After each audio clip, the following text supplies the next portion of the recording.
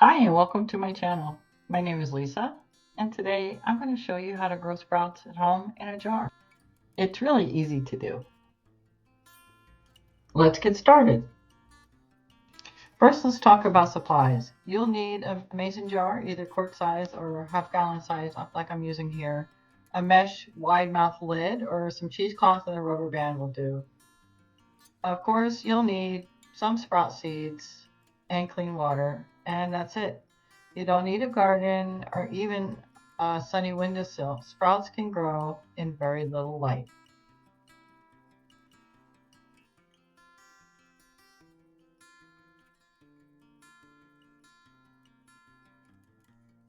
Let's prep the jar, which means we'll add seeds to the jar and a few inches of water. For quart size, add about 2 teaspoons of seeds. For the half-gallon size, like the one I'm using here, add about a half to 2 tablespoons of seeds. Today, I'm getting a little creative and mixing some alfalfa seeds and some broccoli seeds.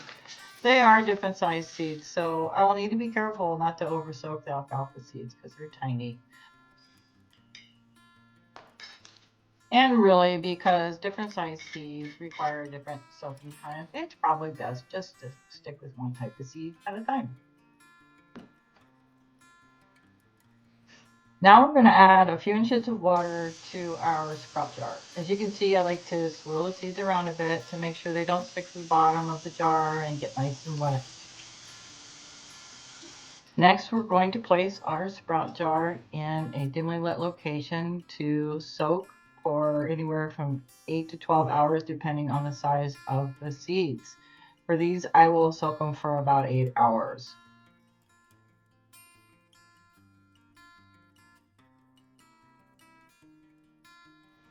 After a night of soaking, your sprout jar will look kind of like this.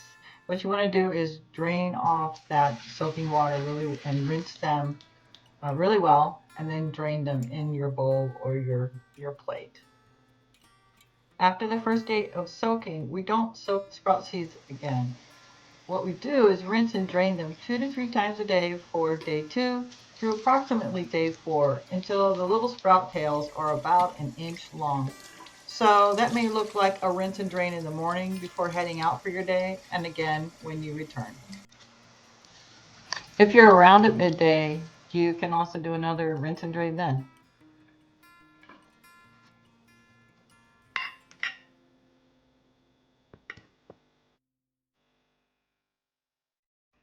After draining the jar for a few minutes, I like to shake out any excess water and twirl the seeds around in the jar a bit to spread them out.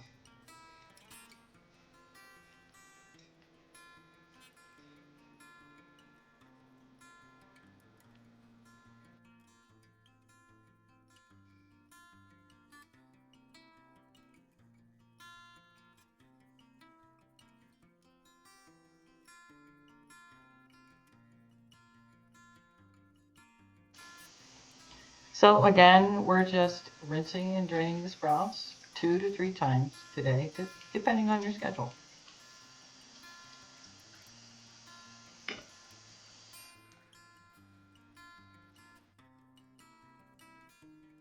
And on day 4, we're starting to get some good tail growth and some of the little leaves are starting to show.